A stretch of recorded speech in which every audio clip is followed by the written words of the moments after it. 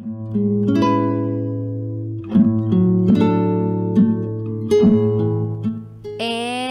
now, it's time for DJ Rocky's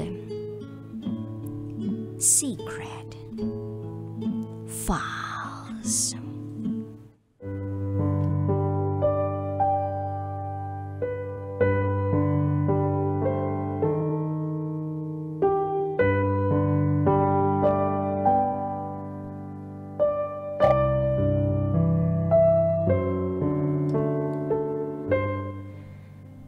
Kasalanan ko pa pala na nagtiwala ako sa kaibigan.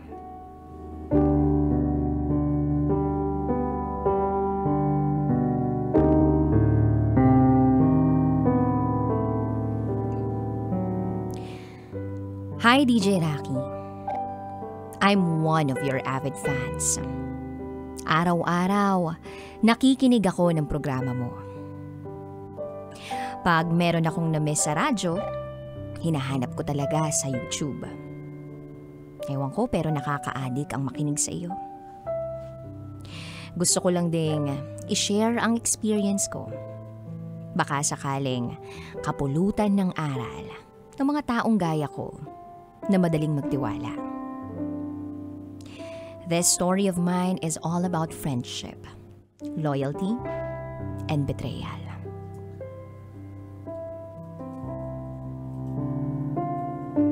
Itago mo ko sa pangalang Julie. At ito, ang aking secret file.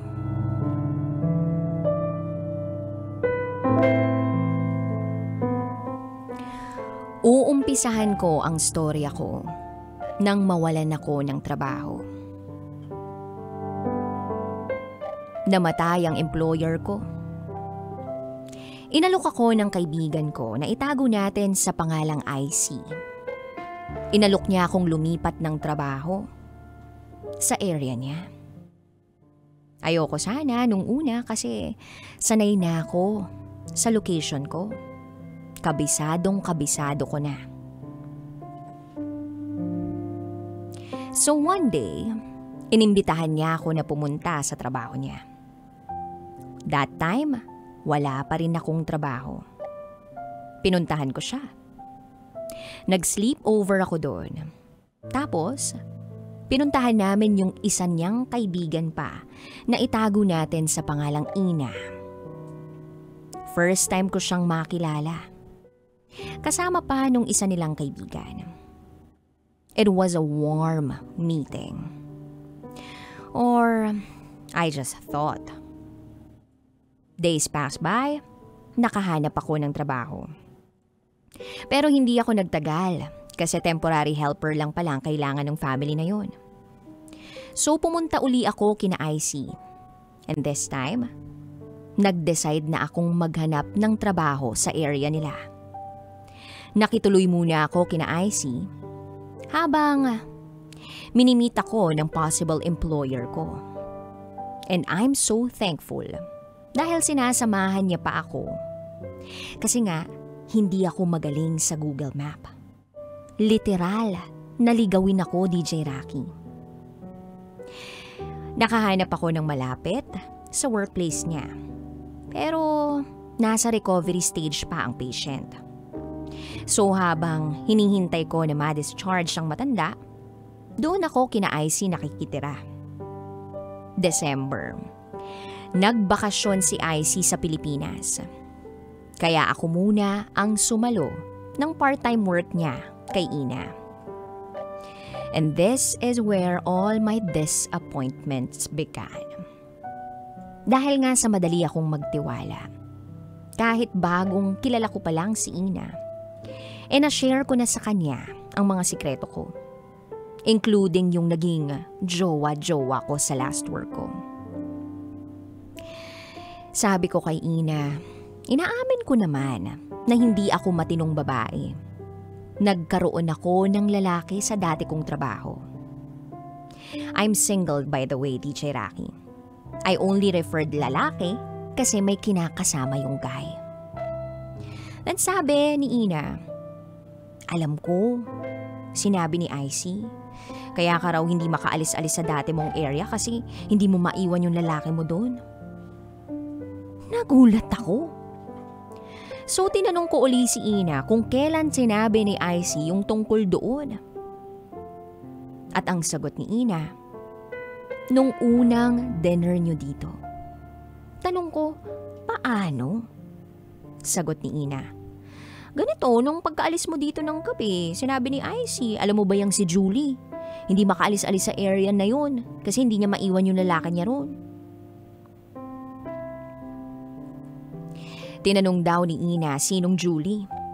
Sagot ni Icy, yung kasama ko na nag-dinner dito. Wow, grabe DJ Rocky. Hindi ko in-expect yun. Kasi ang alam ko, pag kaibigan mo, hindi mo i-chismis kahit sa best friend mo pa, lalo na't sensitive. Alam ko hindi maganda ang ginagawa ko pero bakit kailangan niyang sabihin sa taong hindi rin naman ako kilala? Ang sama ng loob ko nun. Hindi ko alam na ganun pala si Icy. Oo, alam kong maling makipagrelasyon sa taong taken na. Wala akong sasabihing rason or excuse. Kasi kahit anong sabihin ko, mali naman talagang makipagrelasyon sa taong meron ng existing na relasyon. Hindi ko napigilan ang emosyon ko kaya nakapagsabi din ako ng mga bagay-bagay tungkol sa kanya. Pagkatapos noon, nalaman ko din kay Thea, si Thea ang kapalit ni Icy sa work, na ang dami din pala niyang sinasabi tungkol sa akin. Nung nagkasakit ako, hindi raw pala siya naniniwala na may sakit ako noon. Ayaw ko lang daw pumunta sa kanya kasi nanlalalaki na naman ako. Kaya pala pinipilit niya akong pumunta noon. Tsaka kung saan-saan niya ako inuutusan kumuha ng mga pa-order niya kasi iniisip niya na wala pala akong sakit. Pero sa totoo lang, may trangkaso ako noon. May hinala ako noon kaya tumawag ako sa kanya at pansin ko, naniwala siya dahil nga sa boses ko. Tapos nung medyo magaling na ako at gusto kong pumunta doon, hindi niya na ako pinapupunta. Sabi ni Thea, naku, maniwala ka doon. 'Di ba? Sabi niya, sa'yo nag-leak ang washing machine kaya may pupunta para mag-repair. Sinabi niya lang yun kasi ayaw kanyang pumunta at baka mahawa pa siya at baka hindi pa siya matuloy magbakasyon. Grabe yung disappointment na naramdaman ko noon. Ganun pala si Icy pag nakatalikod ako. Samantalang napakabait niya sa akin pagkaharap ako. Napaisip tuloy ako. Kaibigan ba talaga ang turing niya sa akin?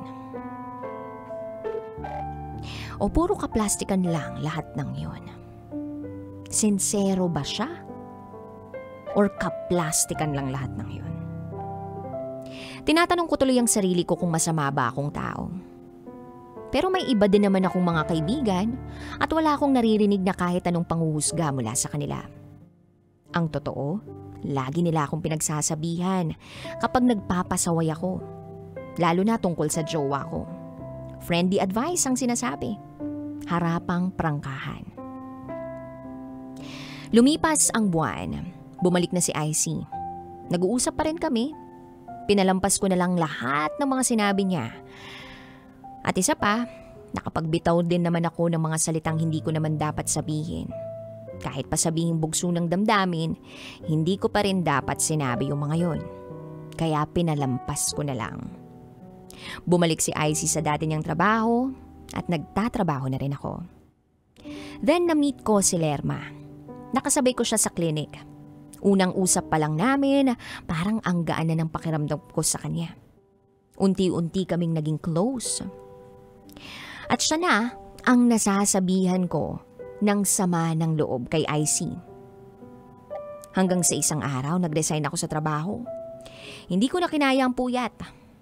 Nang malaman yun ni Lerma, agad niya akong tinawagan para mamasyal. Mag-relax daw ako. Ang gaan kasama ni Lerma. Nawawala ang stress ko sa buhay kasi puro kalokohan ang alam niya. At masasabi kong I'm lucky to meet a true friend na makakaintindi sa akin. O akala ko lang pala. Madalas kaming magbonding ni Lerma. Gala rito, gala roon. Food trip dito, inom doon. Minsan pag nag-iinuman sila, niyayaya niya ako. Mahilig si Lerma sa disco, pero never niya akong pinilit kasi ayoko talagang sumama. Hanggang sa lumipas ang mga araw. Lumalabas na ang ugali ni Lerma. May pagka-demanding siya. Kung makautos, para bang utusan niya ako. Pero iniisip ko, ganun lang talaga siguro siya. Wala namang perpektong kaibigan. Kasi kahit ako, marami naman silang masasabi sa akin. Minsan, tumawag sa akin si Lerma. Sabi niya, alam mo ba be? Kilala pala ni Joan yung jowa mo. Tas, tanong ko, paano niya nakilala? Hindi mo nga alam ang pangalan niya. Pero sabi ni Lerma, base raw sa description na binigay ko, pinagtugma-tugma niya. At napag-usapan kasi nila ni Joan. So sabi ko, bakit naman nasama yun sa usapan niyo ni Joan? So, ayun, nag-explain siya. Ay, DJ Rocky, ang sakit sa ulo. Na pinagkukwentuhan ng mga inaakala kong kaibigan ang private life ko. Napasa na ang tungkol sa private life ko sa iba't ibang tao. Well, sinubukan kong maging okay pa rin ang pakikitungo ko sa lahat ng mga kaibigan ko. Then isang araw, pumasyal ako kay Lerma. Day off namin. Pinuntahan namin yung isang nagtitinda ng gold kasi gustong bumili ni Lerma ng gold. Wala sa plano ko ang bumili ng gold pero nainganyo ako kasi pwedeng 2 gifts. Kumuha ako ng diamond ring. Magda-down ako ng half tapos next month ulit ang half. Pero nung time na yun wala pa akong sahod kaya sabi ng guarantor, pahiramin muna ako ni Lerma. Tapos ibigay ko na lang pag nakuha ko na ang sahod ko. Pumayag si Lerma. Kaya nakakuha ako ng ring. Binayaran ko naman siya agad. 1 linggo ang lumipas, naniningil na yung jeweler. Hindi pa ako nakasahod kaya nakiusap na lang ako na minsan ako nang babayaran next month. Nag-thumbs up naman siya kaya akala ko okay lang. Pero ilang oras ang lumipas. Tumatawag na sa akin. At dahil hindi ko nga nasagot, pinagmumura na ako sa chat and text. Ibalik ko raw ang alahas kasi ang kapal ng mukha ko para siraan ko ang negosyo niya. Nagulat ako noon. Kaya tinanong ko ano bang sinasabi niya. Sinabi niya na sinabi ko raw kay Lerma na hindi raw totoo ang diamond ring. Sobrang mahal daw. Sinisiraan ko raw siya kaya sisirain niya rin daw ako. Ipo-post niya raw ako. Nagulat ako. Oo, may sinabi ako kay Lerma pero kay Lerma ko lang sinabi. Kaya ano yung sinasabi niyang gusto kong sirain ang negosyo niya? Nag-group call kami ni Lerma at nung guarantor. Doon ko nalaman na sinabi pala ni Lerma ang mga napag-usapan namin. Nabanggit ko kasi kay Lerma na may tumingin sa singsing. At sinabi niya na parang hindi totoong diamond. Makabubuti raw kung ipatingin ko sa may tester kasi napakamura naman ng 23,000 para sa 3 karat gold with diamond. So, sinabi ko kay Lerma yun. Tapos, sinabi ko na kung hindi tunay ang diamond, mahal lang 23K para sa 3 grams na gold. Yung pala sinabi niya lahat ng yun sa nagtitinda. Kinumpronta ko si Lerma at alam mo ba DJ Rocky ko nung sinabi? Di bale raw at wala naman siyang idinagdag o ibinawa sa sinabi ko. Pero kasi ang point bakit niya sinabi? Pinalampas ko yun. Inisip ko na lang na nagkamali siya. Hindi niya sinasadya pero ilang araw na akong stress dahil sa bagay na yun. At isang araw ulit nag-message ang jeweler. Pinababalik yung ring. Kung hindi, ipopost niya ako. Nakasahod na raw pala ako pero ayaw ko pang magbayad. Ipapacheck ko raw muna pala. Wala naman akong sinabing ganun kay Lerma. Kinumpronta ko ulit si Lerma at ang nakakaloka niyang sagot, bakit siya na naman daw ang may kasalanan? Kasalanan ko raw kasi nagkwento ako sa kanya. Dapat daw hindi ako nagsabi. So kasalanan ko pala na nagtiwala ako sa kanya na tinuturing kong kaibigan. Bala ko sanang kalimutan na lang ang lahat pero ma-pride si Lerma. Sabi niya, hindi na raw maibabalik ang dati. So kasalanan ko pa pala talaga. Galit siya sa akin. At sinisisi niya ako dahil sa gulong yun. At simula nun hindi na kami nag-usap ni Lerma. Tama na yung 2 beses na muntik akong mapahamak dahil sa kadaldalan niya. Hindi na rin ako basta nakikipagkaibigan kahit kanino. At kung sino yung mga kaibigan ko na dati, okay na yun, tama na sa akin yun. Gusto ko lang naman sanang magkaroon ng mga kaibigan na makakasama ko sa journey ko as an OFW. Pero hindi lahat pwedeng maging kaibigan. Natuto na ako. Kahit kay Icy hindi na ako masyadong nagkukwento at hindi na rin ako masyadong nagko-comment sa mga sentimiento niya kay Ina. Minsan natatawa na lang ako sa sarili ko at sa katangahan ko. Yun pala ang mapapala ko sa pagiging open book. And that's the lesson I learned. Salamat DJ Rocky kung sakaling mapili mong mabasa ang storya ko. At sana sa mga kagaya kong mabilis magtiwala o mauto. Matuto tayo sa past mistakes natin. Hindi lahat pwedeng pagkatiwalaan. Pwedeng makipagkwentuhan, pero wag mong sasabihin ang lahat. Hanggang dito na lang po, DJ Rocky.